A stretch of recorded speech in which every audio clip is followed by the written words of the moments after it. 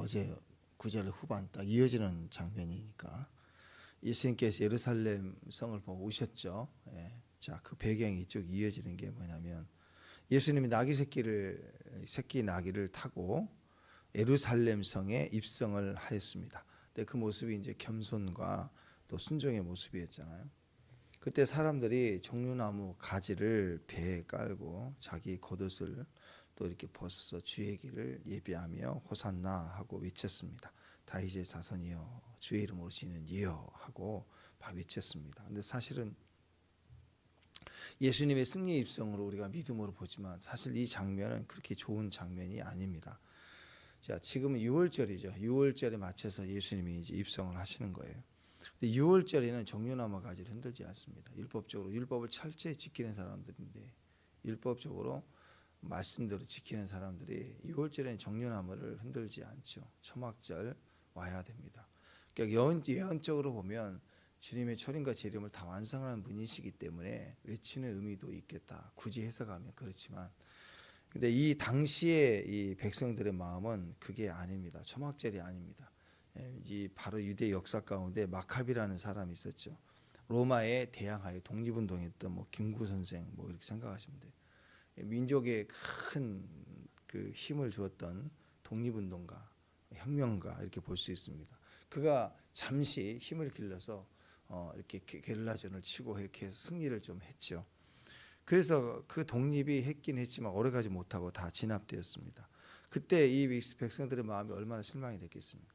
그때 이 마카비라는 사람이 이 이스라엘의 독립을 위해서 일하고 다윗 시대에 뭐 영광을 회복하겠다 그런 정치적 신념으로 이렇게 독립운동을 시작하면서 그때 유다 마카비와 그의 군대들이 예루살렘으로 입성할 때 그때 모든 사람들이 손에 종려나무 가지를 흔들면서 환호했습니다. 그러니까 이 마카비는 종려나무를 승리의 상징으로 또 이 동전에 집어넣기도 하였죠. 이와 같이 이스라엘 백성들에게 혁명적인 큰 사건이 되었는데 결국 강력한 로마를 대항하여 이길 수는 없겠죠. 그래서 진압이 되고 실패하고 말았습니다. 실망감이 얼마나 컸을까요? 근데 갑자기 예수라는 사람이 나타난 거예요. 그리고 이번에는 초자연적인 기적과 신적 능력과 함께 나타난 거예요. 그러니까 이게 소문이 커질수록 이스라엘 백성은 어떤 꿈을 꾸겠어요? 이제는 로마를 이길 거야. 이제는 이 세상을 뒤엎을 거야. 왜? 이런 신적 능력을 가진 무시무시한 선지자가 나타났다.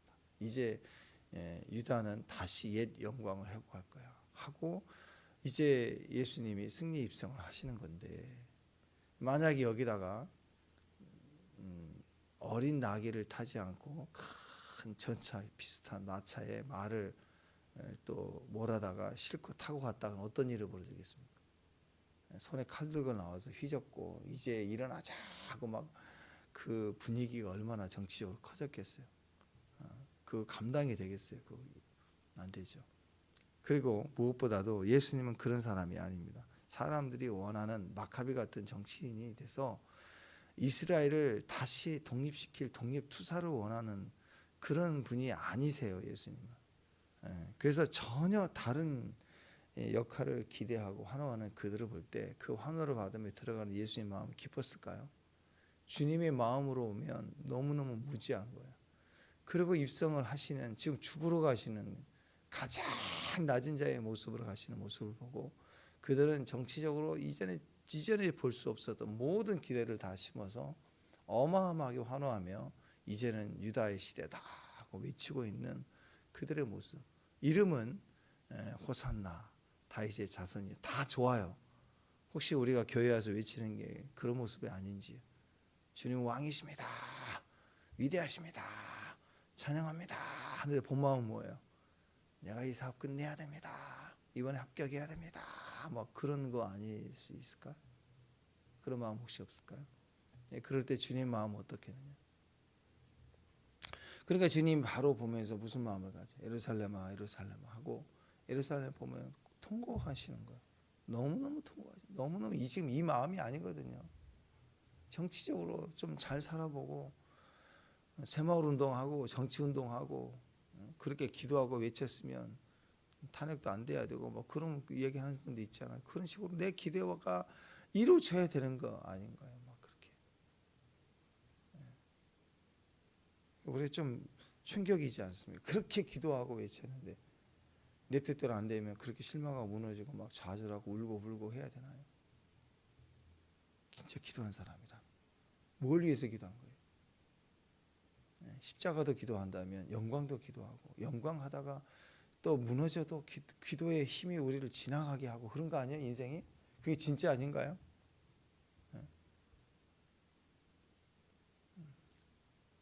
그러니까 인간의 모습은 그거예요. 자기가 기대하는 것만 환호하는 거예요. 예수라는 이름을 사용해서. 그러니까 그 예루살렘을 향하여 들어가시면서 우시는 거예요. 예루살렘아, 예루살렘아. 예수의 모습이다. 그래서 성을 보시고 그렇게 우셨던 겁니다. 나는 아닌데, 그게 아닌데. 기도는 하는데 기도의 태도가 전적으로 자기 영광으로 가득 차 있다면 어떨까요? 주님은 얼마나 우실까? 혹시 우리가 외치는 그 소리로 주님은 마음이 아프시면 어떨까? 보십시오. 믿지 않는 자들이 그러면 상관도 하지 않겠죠. 그냥 믿는 자, 사랑하는 자예요. 내 아들이에요. 내 자녀들이에요. 근데 무지해서 어리석은 걸 막 환호하고 기뻐하고 있다. 지금 주로 가는 십자가를 지러 가시는 예수님을 향하여 왕으로 막 외치는데 이게 그 왕이 아닌 거예요. 그러니까 주님의 마음으로 보라는 거예요. 그래서 주님이 장사하고 있는 그 모습을 보시면서 막 끌어내시는 거예요. 이거 아니지 않 성전에서 장사 놀이하고 있냐, 정치 놀이하고 교회에서 막 비즈니스 하고 있고. 주님이 그 마음을 보실 때 예루살렘 성에 외치는 사람들, 성전 안에조차도 장사하고 있는 그들, 너무너무 고통스러운 거죠. 기도는 하는데 기도의 태도가 완전히 다른 정신인 거예요. 자기로 가득 차 있는. 자, 그래서 주인의 그 마음이 어떤가를 지금 비유로 말씀해 주는 거예요. 비유로. 타국에 갔다, 타국에 가서 오래 있다가 그래서 이제 떠나가는 거죠.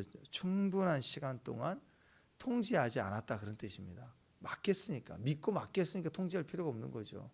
그리고 타국에 갈 만큼 먼 시간이니까 굳이 와서 이렇게 통제하지 않아도 잘 하겠다라고 생각을 하고 다 맡겨준 거예요. 우리에게 시간도 주고 인생도 주고 물질도 주면서 환경도 주면서 맡긴 거라고. 인생을 우리에게 태어날 때부터 막 간섭하고 막 지령을 내리고 막 우리를 그렇게 통제했다면 우리가 이렇게는 안 하겠죠. 근데 그건 사랑이 아니잖아요. 여러분이 사랑하는 자녀를 태어날 때 어렸을 때부터 막 규칙 원칙 하면서 그게 통제해 간다면 그게 사랑은 아니죠. 안 그래요? 머신 만드는 거지. 기계 만드는 거지. 공부 잘하는 기계. 사업자 기계. 그건 행복이 아니잖아요. 그런 인생을 사는 건. 그래서 조선왕조실록을 보면 우리 조선 역사의 왕들의 형제들이 불행에 다 죽든지 미치든지 그래요. 그 규격화의 틀에 맞춰서 경쟁을 하다가 떨어지면 다 반역될 수 있으니까 다 죽이는 거 아니에요. 조카가 막 조카를 죽이고 왕이 뒤집고 엎고 비참하게 아들을 막 뒤지에 넣어 집어 죽이고 그 정도니 얼마나 이 정치 안에서 비참한 최후를 맞이하는 이 인간의 모습이거든요. 그러니까 타국에 오래 있다가 충분한 시간 동안 통제하지 않았다. 세상의 힘을 가진 자일수록 통제하려고 하지 누구로부터 통제받는 거 싫어해요. 통제받다가도 힘이 생기면 벗어나려고 하는 것이 인간미. 그러니까 보통은요, 내가 어느 나라를 지배했다. 그러면 그 다음에 정복했다. 그러면 자꾸 통제하려고 그래요. 자꾸 사람을 보내야 돼요. 그리고 나서 통제하는 이유는 내 것이다. 너 딴 생각하지 마라. 그런 압력을 주는 거 아니에요. 체크하고 확인하고 통제한다. 그래야 내 것이니까. 그게 인간의 모습입니다. 이제 막 둘이 서로 호감이 있어서 서로 사귀기 시작했어요. 남자 여자가 만나서 사귀기 시작할 때 그때 그 형제의 마음이 얼마나 행복할까요? 그죠? 좋은 사람을 만나 데이트를 하니까 좋은 사람을 만났다. 행복할 거예요.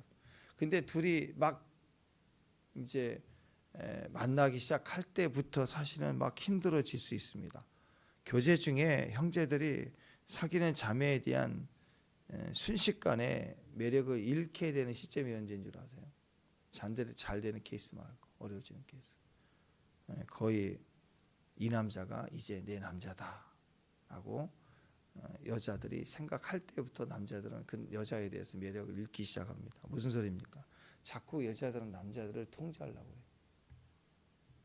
이거 먹어. 안 먹을 수도 있잖아요.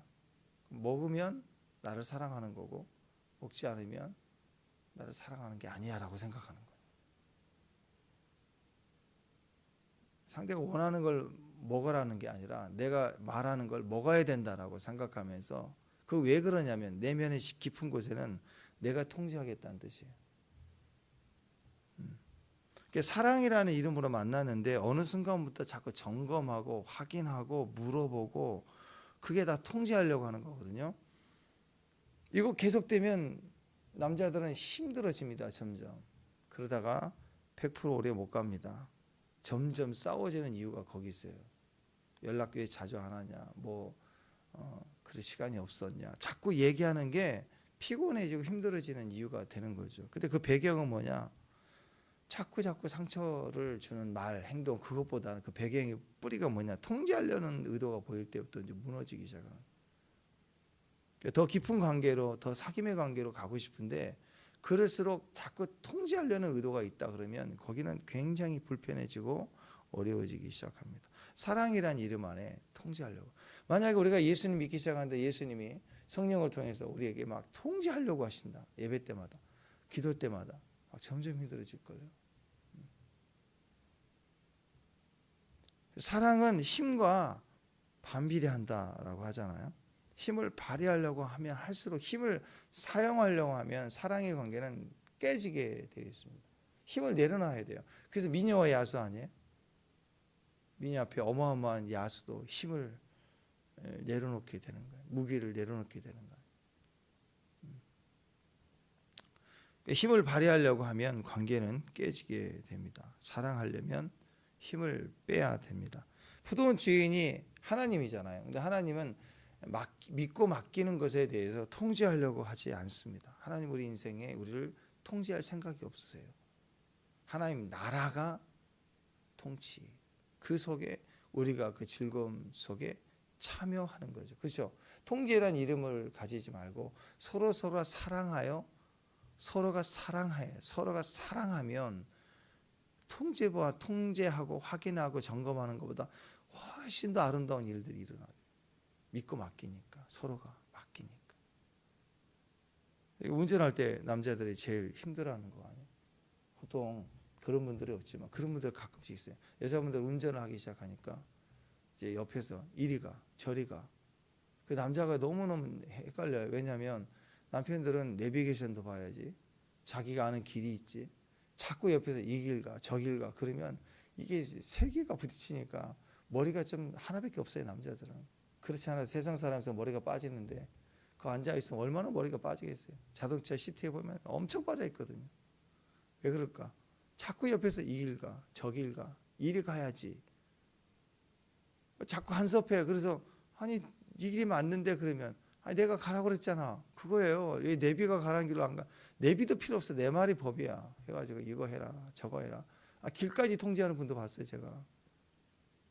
근데 그래 얼마나 힘들겠어요.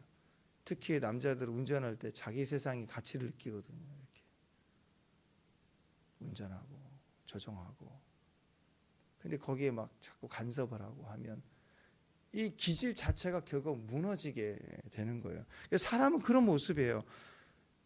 자, 오늘 그 모습을 이렇게 가지고 보면은 포도원 주인은 전부가 자신의 것이지만 통제하려고 하지 않고 수수할 때까지 자유롭게 일하도록 맡겨주는 거예요. 그리고 나서 진짜 사랑의 모습으로 다가오셔서 그것을 확인하고 이제 그것을 소출을 내놓으라, 결실을 확인하러 이제 사람을 보내는 장면으로 나옵니다. 자, 그런데 이 농부들의 모습을 보십시오. 어떤 모습입니까? 자, 주인은 하나님의 모습으로 사랑의 모습입니다. 믿어주고 기다려주는 모습이에요. 원래는 힘인데 통제해야 돼요.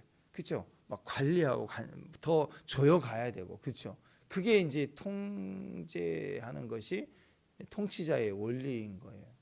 근데 진짜 주인은 그런 마음이 없는 거예요. 믿고 맡기는 거예요. 자, 그런데 오늘 농부들의 모습을 보면 전혀 반대의 모습입니다. 원래 농부들은 순종해야 돼요. 잘 충성해야 돼요. 왜? 믿고 맡겼으니까. 근데 어떤 모습입니까? 감사하기는커녕 화를 내고 분노했다라는 것이. 이 10절 한번 볼까요? 10절 시작. 때가 이름에 포도원 소출을 얼마를 바치게 하라고 한 종을 농부들에게 보내는. 농부들이 종을 몹시 때리고 그냥 보냈대요. 그 다음에는 능욕했다, 조롱했다 그러잖아요. 만약에 주인이 용역업체의 깍두기 조폭들을 고용을 해서 보냈다. 그럼 어땠을까요? 당장 세를 줬겠죠. 군대를 보냈으면 어땠을까요? 찍소를 보다가 좋겠죠. 근데 한 종이에요. 그냥 소식만 전하면 알아서 보내주겠지. 내가 베푼 것이 그래도 있는데, 이런 생각을 한 거죠. 힘 있는 주인이 딱 한 명만 보내줘요. 그건 뭘 의미해요? 힘으로 하겠다는 게 아니죠. 그냥 믿었다는 거예요. 그런 좋은 관계로 생각했다는 거예요. 근데 농부들은 종을 때립니다. 주인을 무시합니다. 주인이 만만한 거예요. 세상은요, 누가 잘해주면 이상하게 고마워해야 되는데 일단 잘해준 사람에 대해서 만만해야 합니다. 이게 이상합니다. 그리고 무시해요. 반면에 어떤 사람은 깐깐해요. 깐깐하고 떠박떠박 하나 따지고 그래요. 그러면 참 기분 나쁘다 그래요. 기분 나쁘다 그러면서 더 신경 쓰고 공손합니다. 식당에 가가지고 너무 온유하게 잘해주고, 뭐 자기가 손님 입장이지만 자 인정해주고 그러면 그냥 대충 정해진 대로만 해요. 근데 어떤 사람이 깐깐하게, 물이 왜 그래요? 너무 왜 이렇게 더워요? 추워요? 부터 시작해서 깐깐하게 하면 아우 저 진상 하나 왔네 속으로 그래도요, 네 고객님하고 달려서 진짜 잘해줘요. 이게 세상이에요. 그런 의도에서 예전에는 손님은 왕이다, 그래서 갑의 뭐 횡포 그랬는데 요즘에는 을도 만만치 않거든요. 직원들도 만만치 않고 그래요. 근데 진짜 잘해주는 갑에는 충성하지 않습니다. 자기가 잘한 줄 알아. 그 정도 해줘야 되지 않은가? 라고 생각을 합니다.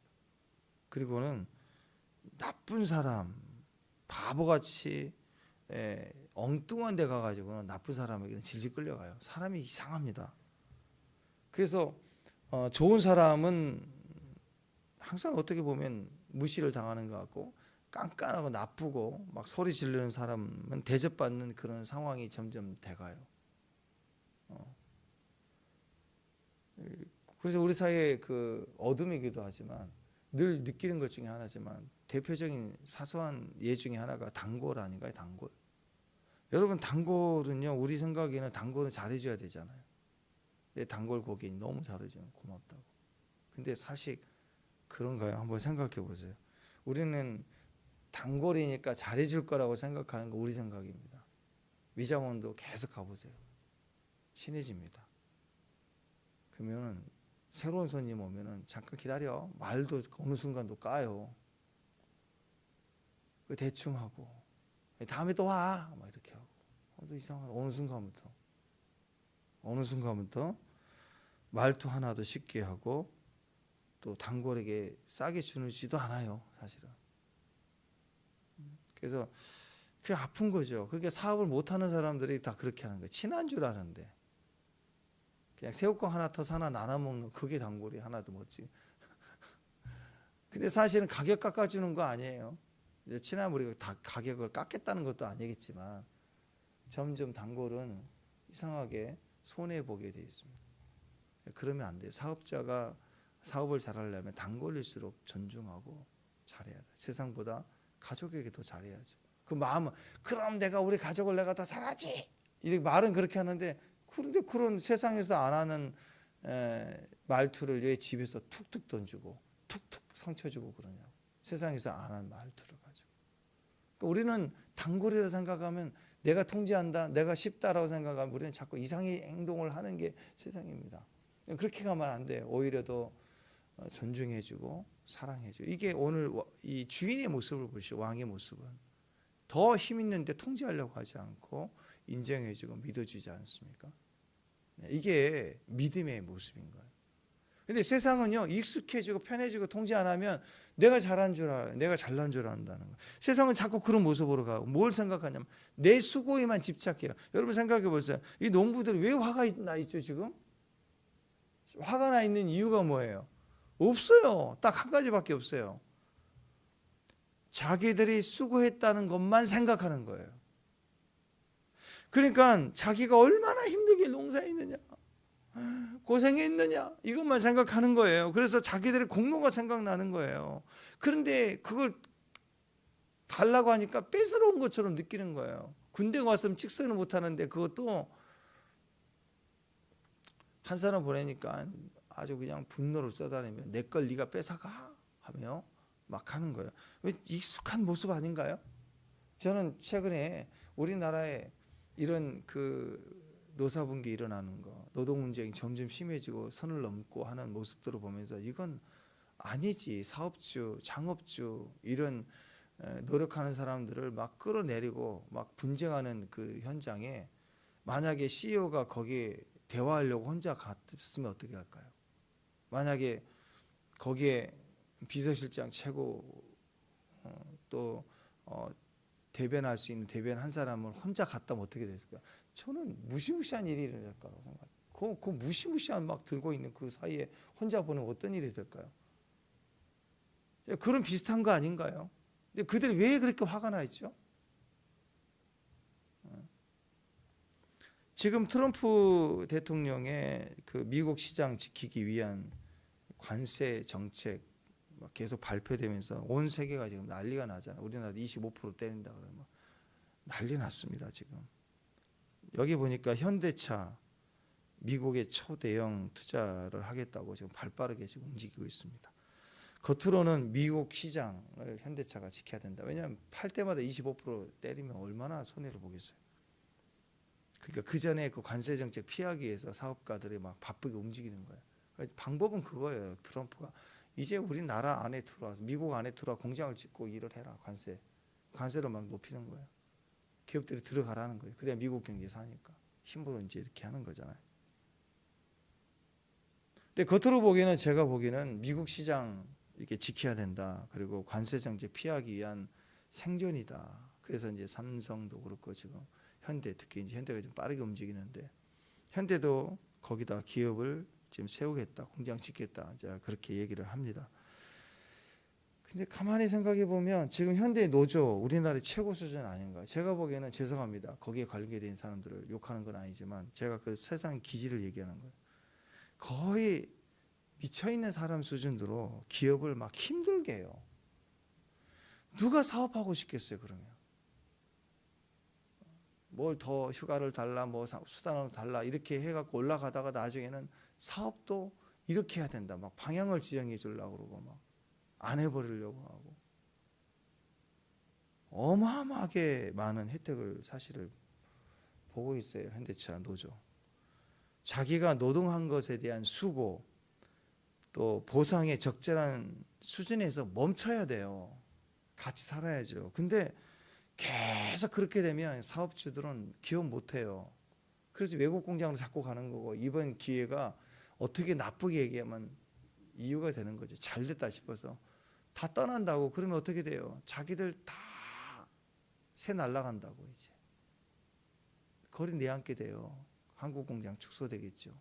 중소기업들 주변에 연결되어 있는 공장들 다 어려워지겠죠. 왜 그렇게 하냐고. 미국 탓이라고요? 아니에요. 다 자기 공로예요. 자기 공로. 그 계획을 하고 창업을 하고 기회를 줘서 노동으로 일할 수 있도록 기회를 주는 게 얼마나 큰 거예요. 근데 사업주들을 쥐고 흔들고 법이 그렇게 가는 거예요. 지금 사업가들 얼마나 힘든지 몰라요. 편의점 하나만 보더라도 야간 일 또 주간 일 회사 다 납입하고 월급 받는 순서로 계산해 보면 알바생이 더 많이 가져가고 주인이 계속 야간 쓰면서 자기가 더 못 받아가는 거예요. 이렇게 1년 2년 버티다가 무너진다고. 요즘 너무너무 힘들대요. 아니 사업가가 사업을 시작하고 편의점을 시작하고 일을 다 하고 책임지고 다 하고 회사 다 보내고 다 계산하고 그냥 알바가 와서 하는 알바생을 위해서 자기가 다 세팅해 놓고 사는 꼴이 되는 거예요. 얼마나 힘들어요. 세금도 얼마나 높아져 갑니까? 거기다가 못하겠다 막 이러니 살겠습니까? 이게 다 왜 그럴까요? 왜? 전부가 왜 가정이 분쟁일까요? 왜 교회가 분쟁일까요? 이런 사회 구조가 왜 이렇게 분쟁일까요? 다 자기 공로예요. 자기 공로. 내가 일했다 이거예요. 더 받아야 되겠다는 거예요. 결국 주인 땅이잖아요. 주인이 맡겨준 거잖아요. 그거 생각을 전혀 안 하는 거예요. 그냥 내가 수고한 거. 그리고 왜 주인이 더 많이 가져가야 돼? 아니 주인 땅이야. 주인 물건이고 주인이 만들어낸 터 위에 나를 고용한 거라고. 근데 내가 일한 거 막 생각해. 자기 관계 뭔데 내가 고생한 거 내 넣으라고 하느냐 막 이런 거예요. 내 수고만 보이는 거예요. 내가 땀 흘렸으니까 이 땅이 내 거라고 생각하고 착각하는 거라고. 내 시간 뺏는 거 싫어하고 내 물질 빼는 거 싫어하고. 이게 가정 안에서도 그렇더라고. 요즘 아이들이 점점 그런 세상이 돼요. 예전 우리 때는 어떤가요? 친척 한 사람이 서울에 누구 있으면 뭐 다 올라와서 작은 아버지 삼촌 집에 다 학교 다니면서 그러 다녔어요. 자식처럼. 그래서 대학 졸업하고 또 직장 가면 자기 부모한테도 잘하지만 또 친척 관계에서도 잘하고 그랬다고. 여기는 자기 자식도요. 요즘에는 다 키워놓고 그렇게 했는데 내 인생은 나의 것인 줄 알고 직장 시작하면 다 부모에게 돈 맡기고 그렇게 용돈 다 쓰면서 일을 했다고. 근데 요즘에는 전혀 안 그렇죠. 사실 부부 사이에서도 돈을 서로 맡기지 않는 사람들이 많아지는 시대가 됐습니다. 뭐만 생각할까요? 내 거라는 거예요. 내 공로만 생각하는 거예요. 그게 모든 분쟁의 원인이에요. 이 말은 뒤집어서 얘기하면 내가 하겠다는 통제 아니에요? 하나님이 다 주신 에덴 동산에서 이제 내가 판단해야 되겠다는 거예요. 이제 내가 판단할 때도 됐다 이거예요. 내가 다 이름 불러준 대로 그 이름이 되고 다스림이 되니까 이제 내가 해봐도 되지 않을까? 그게 무슨 큰 죄인가? 예, 선악과 사건입니다. 주인이 준 밭에서 주인이 맡겨준 거 생각하지 않고 내가 땀 흘려 일한 것만 생각하니 이건 내 거야. 부당해. 내가 통제하겠다. 선악과 사건. 에덴 동산에서 대적했던 사탄의 역사를 그대로 반영합니다. 그러니까 결국은 어떻게 하나님까지 보이면 죽이는 거예요. 하나님도 죽이겠다는 거죠. 종을 죽이고 때리고 아들을 죽이고 우리가 차지하자. 이게 선악과 얘기 아닌가요? 그러니까 여러분 우리 사회가 지금 우리 인생도 마찬가지예요. 화를 자주 내는 사람들 많아지잖아요. 분노 게이지가 막 높잖아요. 둘 중에 하나예요. 화를 막 늘 내고 있는 분노 게이지가 높아 있는 수준이든지 아니면 우울하든지. 이전 시대는 그런 게 없어요. 자기 중심이 아닐 때는 그런 게 없습니다. 자기 중심적일 때는 늘 화를 내게 되세요. 늘 상황이 조폭이나 군대 오지 않으니까 막대하는 거야. 그게 보이면 찍소리 못하고. 그러니까 어디다가 화풀이해요. 전화 상담 오거나 뭐 이렇게 전화로 뭐 이렇게 상담하는 사람도 있잖아. 기업 상담이나 거기다 대고 막 욕하고 싸. 전화 상담가들이 얼마나 속상했는지 막 그 감정을 추스리지 못해서 자살도 하고 막 그런 게 왜 그래요? 사람들이 전부가 이렇게 분노하는 사람들, 자기 중심적인 사람들입니다. 자기 생각만 하는 사람들인 거예요. 다른 사람 말을 절대 듣지 않는 사람들이 분노합니다. 자기 생각대로만 하려고 하니까 늘 화가 있어요. 화가 나 있어요. 자기 의가 강하니까 화를 내는 거라고. 다른 사람의 수고는 인정하지 않아요. 베이스가 되는 틀도 인정하지 않아요. 내가 한 것만 생각하는 거예요. 기업에서 월급 주는 거 아니에요. 기한을 해서 이거 해내라. 그래서 해낸 거잖아요. 그래서 기업의 결과를 만들어내고 많은 직원들을 같이 움직이는데 내가 제안했다. 내 아이디어라고. 근데 왜 기업이 내 아이디어를 인정하지 않고 기업 이윤만 낸 거에 대해서 그러냐고 막. 아니 기업 자산이에요. 그러려고 돈을 월급을 주고 사람을 고용하고 쓰는 거 아니라. 근데 무역을 한번 하고 뭐 하고 건수를 올리고 그러면 내가 기업을 살려 먹인 줄 안다니까. 입장을 바꿔놓으면 어떻게 될까? 자동차 몇 대 만들고 내가 노동한 걸로 자동차 회사가 돌아간다고 생각하는 거예요. 이런 어처구니 없는 일이 어디가 있어요? 자기 수고가 항상 큰 거예요. 집안에서 내 수고가 항상 큰 거예요. 아내는 하루 종일 집에 있으면서 애 키우는데 얼마나 수고 힘들어. 근데 그게 감사로 봐야지 내 수고가 크다라는 경쟁으로 보고 또 자기 아내 확신으로 보면 남편 아무것도 아닌 거죠. 저거 이 밖에 나가서 말이야. 이 그거 밖에 나가서 일하는 게 쉬운 줄 아세요? 눈치 보고 뛰는 게. 들어와서는 뭐 나 혼자 고생해 있는데 애도 보지 않고 뭐 쓰레기도 안 버려주고 뭐 하는 거냐고 막. 그 다 자기가 옳은 거야. 그럼 남편 입장에서 내가 놀다 왔냐고. 밥도 못 먹고 뛰고 왔는데 남편은 또 내가 제일 고생한 사람이야 이렇게 나오면 어떻게 되겠어요? 이게 사랑의 관계가 아니죠. 힘의 원리죠. 자기 의의 원리예요. 그래서 부딪히고 싸우는 거예요. 다른 사람의 수고를 전혀 인정하지 않고 자기 수고만 생각하는 거. 그러니까 어렵죠. 그러니까 친절도 계속되면 은혜를 계속 베풀면 그게 권리인 줄 안다고 그러잖아요. 요구를 한다고. 요구를.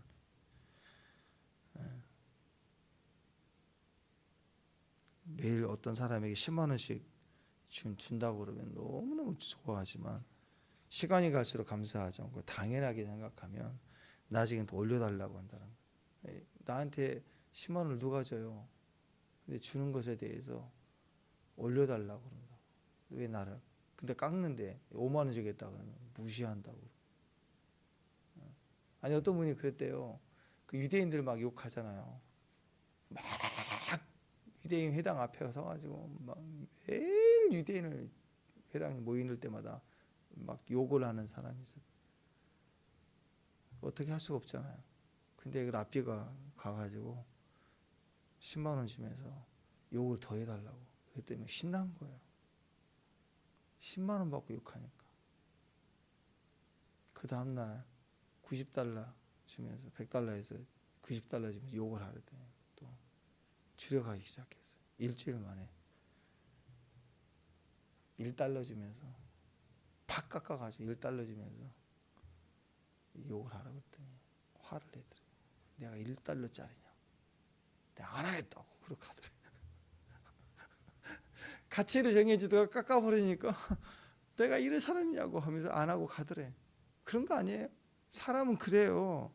명분이 아니라 정확한 자기 안에 기준이 없는 거예요. 그냥 돈을 받든 안 받든 옳지 않은 거에서 외칠 때는 외쳐야 되는 거 있잖아요. 그죠? 이렇게 이런 식으로 사람들이 생각하는 거예요. 은혜도 마찬가지야. 하나님에 대한 것도 마찬가지야. 교회 안에서 왜 시험 들까요? 내가 교회 와가지고 그것도 우리 교회도 아니야. 이 교회 와가지고 내가 얼마나 기도했는데 얼마나 수고했는데 나를 알아주시도 왜 그런 사고를 가지고 살죠? 분노의 중심은 항상 자기 자신인 거예요. 십자가 붙들려고 그랬는데 십자가는 나를 부인하는 건데 십자가를 세워놓고 십자가를 바라봐라 그 말은 나를 못 박자라는 건데 내가 아니다 주님입니다. 그에게 십자가죠. 근데 십자가를 바라봐라 그랬더니 누굴 박아놓고 또 누굴 못 박아놓고 계속 남을 거기다 십자가 못 박겠다는 거예요. 다. 이게 예수님 놀이 아니에요. 예수님을 박아놓고 조롱하겠다는 거예요. 똑같이 능욕하고 예수님 순환을 상징하잖아요. 세 번째는 때리고 상하고 내쫓고 죽이고 아들까지 보냈더니 아들까지 죽이고 그러니까 십자가 지기 전에 얼마나 조롱하고 능욕하고 때리고 침뱉고 이게 종을 보냈을 때 모습이고 선지자들이 얼마나 많이 맞고 죽고 예수님 순환을 상징하는 거예요. 그 진짜 그 아들을 보냈는데 여전히 그 사랑의 기회를 끝까지 무시하고 멸시했다. 결론은 이겁니다. 이거 얼마나 많이 바보스러운가 생각을 해야 됩니다. 길이 참으시는 하나님 얼마나 계속 기회를 줘요. 여러분이 그 주인이라면, 여러분이 왕이라면 벌써 종을 보냈을 때 그것만 봐도 알죠, 그죠? 근데 그렇지 않아요. 또 종을 또 보내고, 그리고 아들까지 보내고. 그럼 무지한, 우리가 생각할 때 이렇게 무식한 왕이 어디가 있어요? 그러니까 하나님은 무식한 사랑을 시작하신 거예요. 우리를 향한 사랑의 구원의 역사를 시작하실 때 그분은 아주 미련해지기로 결정하신 거예요. 사랑 앞에서는 다 무너져요. 다 미련해지고 바보스러워지게 돼 있어요. 그게 진짜니까. 근데 두 사람이 만나 사귀면서 점점 똑딱해지기 시작하면요, 그거 부러져요. 사랑은 멍청해져야 돼요. 나는 칼에 죽어도 안 먹는다 그래도 사랑하기 시작하면 먹어지는 거예요. 나는 이런 스타일 싫어 그랬는데 여자친구가 이거 입어 우리 커플티 하자 그러면 나는 이런 거 싫거든요, 이런 티. 근데 입고 나오는 게 즐거워지는 거예요, 이상하게. 그게 바뀌는 거라고. 남자는 각도야, 군대에서 배운 게. 그래가지고 막 칼처럼 정확했던 사람도요, 결혼해서 애 낳고 해보세요. 애가 막 다 올라가고. 난 내 친구 목사님 신학교 다닐 때 제일 친했던 친구잖아. 그 어려운데 노트북 사가지고 그걸로 막 그거 자기 전재산이에요. 그 사모님 손도 못 대. 그거 건들고. 근데 애가 그 위에 올라가가지고 책상이 어떻게 우리 수화 정도 된 것 같아. 기어가고 조금 걷고 하는데 어느 순간 난리 나서 보더니 책상을 어떻게 올라가고 거기 오줌을 싸버렸어. 그 노트북이 완전히 다 망가지고 화도 못 내더라고. 조금만 저기 하면 아주 화를 낸 분인데 화를 안 내더라고. 애가 그러니까 그러면서 깨지는 거예요. 자꾸 깨지는 거예요, 자기 영역이. 인생이 그렇습니다.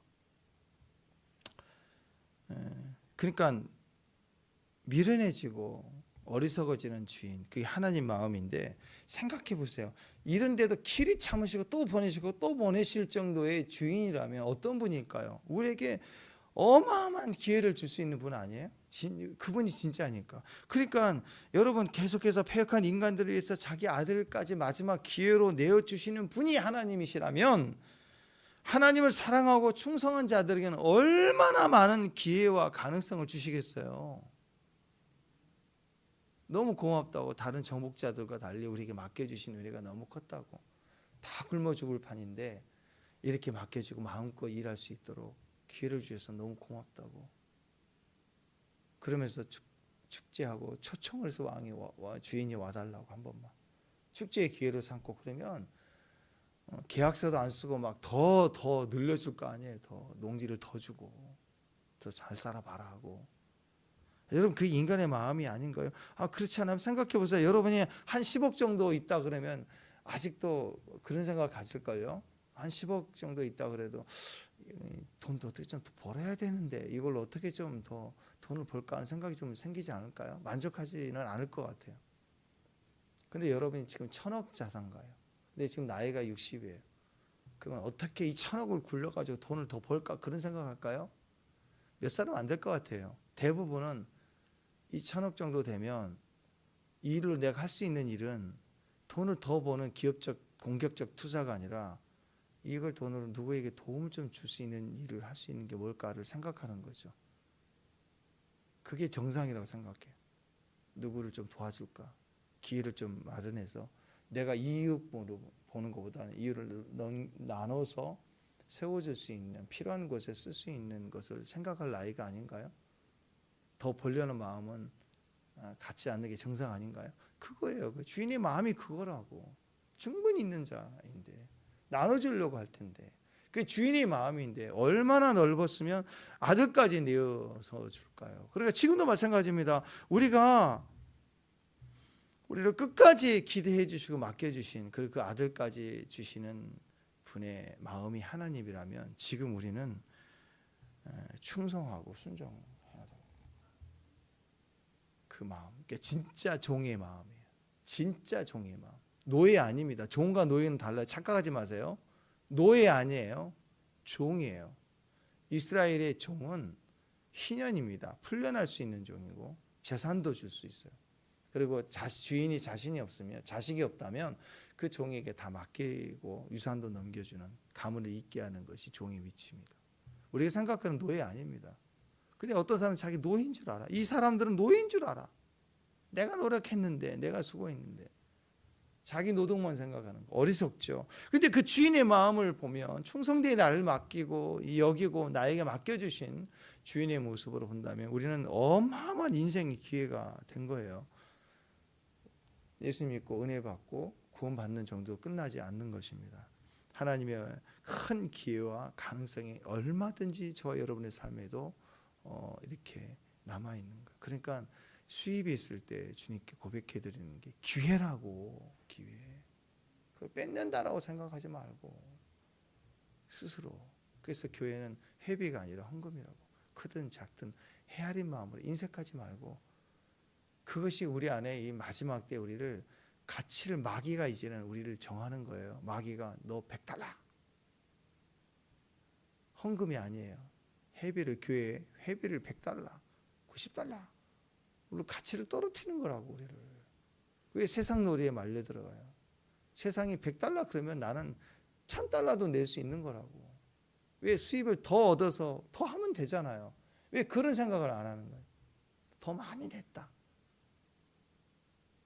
그렇게 생각을 하다가 결국 다 무너지는 거죠.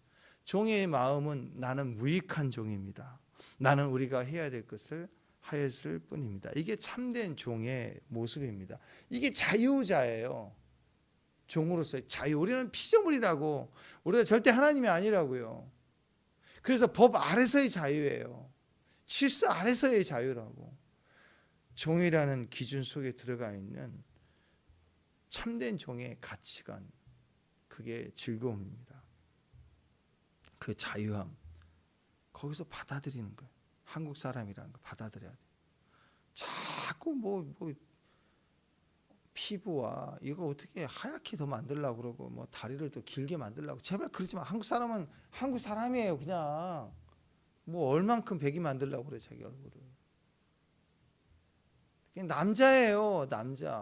남자의 가치가 있고, 여자예요. 여자의 가치, 아름다움이 있다고.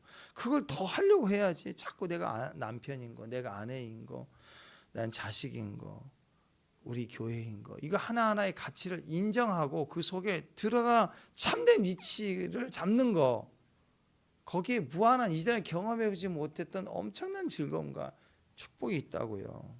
받아들여. 하나님이라는 걸 받아들이고, 주님이 세우신 세상, 나를 태어나게 하신 이 지역, 시간 주신 거, 건강, 때로는 아프면 아픔을 허락하시는 과정, 거기서 하나님의 가치를 가질 때 능히 다 이기고 자유할 수 있다고. 하나님 주신 것을 받아들이는 거예요. 그게 인간이에요. 이게 진짜 인본주의라고. 진짜 인본주의로 가야 돼요. 하나님 배제하고 인간적으로 뛰는 거 말고 하나님 아래 코람데오 앞에 있는 인간. 그래서 우리가 그리스도인인데 그리스도는 아니다. 신적 능력을, 신의 성품을 참여했지만 근데 신은 아니다. 그래서 너무너무 찬양이 되는 거예요. 그분의 이름이. 그 인간의 모습으로 가요. 여러분, 자식이 너무너무 이쁘잖아요. 애들 보면. 근데 그 자식이 이쁜데 언제 이뻐요? 제일 이뻐요. 자식이 자식다울 때 이쁘다고. 좀 컸다고 자기가 어른 노릇 하려고, 자기가 주장하려고 까부면 자식이지만 화딱지나야 한대. 확 때리고 싶다. 자식은 나이가 아무리 먹어도 자식이에요.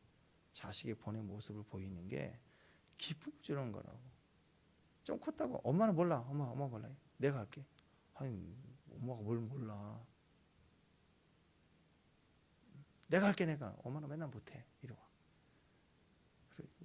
효도도 한다고 와가지고 이거 먹어, 저거 먹어. 아니, 엄마도 먹고 싶은 게 있는 거예요. 근데 제일 좋은 거, 내가 얼마나 노력을 해서 비싼 거 산 건 줄 알아? 먹어. 그러니까 무슨 마루타 실험하는 것도 아니고. 아니, 이가 아픈데 얘기하면 부담될까 봐 얘기도 못하고 이가 아프고 말도 못했는데, 근데 그때 뭐 소화도 안 되는, 이도 아파서 안 되는데 딱딱한 거 시켜가지고 뭐 먹어야 된대.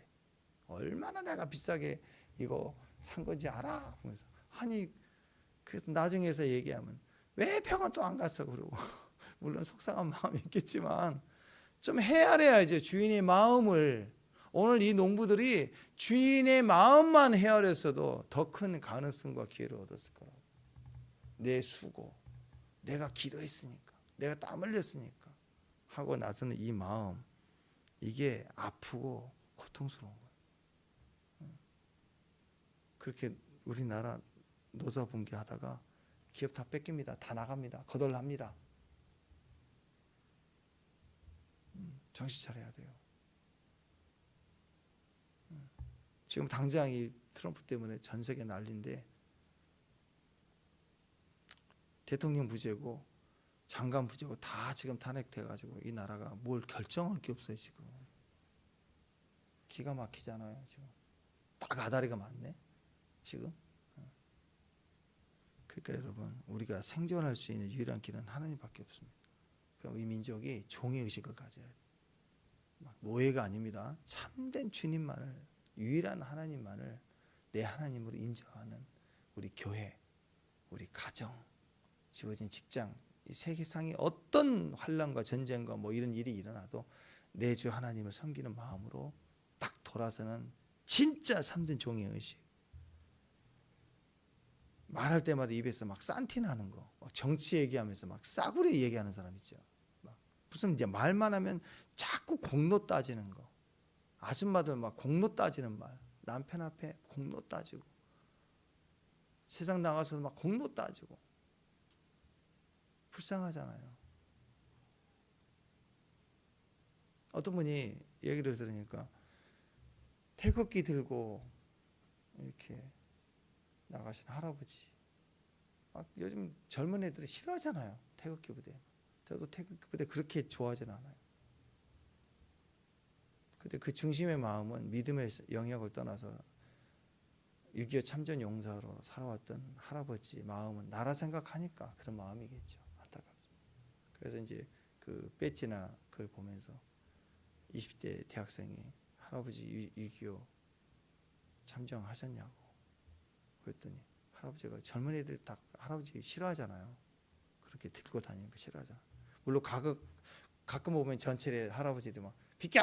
그리고 막 이런 분도 있어요. 태극기 달고 비켜! 그리고 태극기 나와서. 그렇게 젊은이들도 싫어하긴 하겠죠. 되게 젊은이가 다가와서 할아버지 6.25 참석하셨나요? 그래, 참석했다. 이 나라가 이렇게 되겠냐고. 그랬더니 젊은이가 울더래. 고맙습니다. 나라 지켜줘서 고맙습니다. 그래서 그 할아버지가 막 같이 울었대. 같이.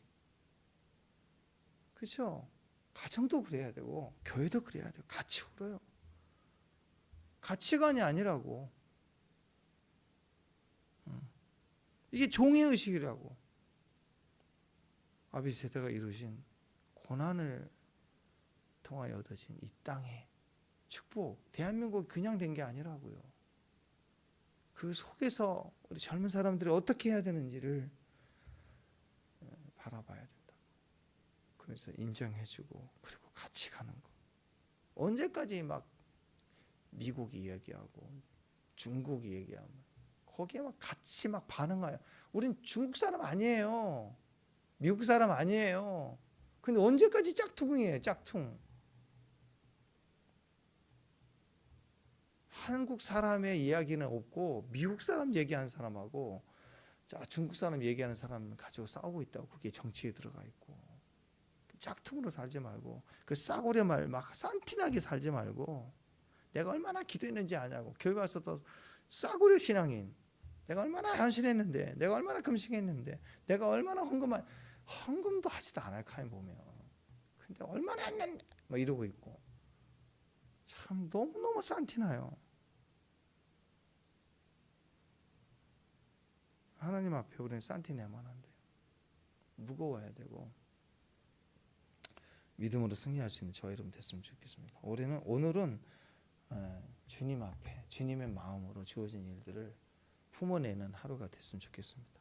그 믿음의 승리가 되는 저와 여러분 되십시다. 기도하겠습니다. 하나님 감사합니다.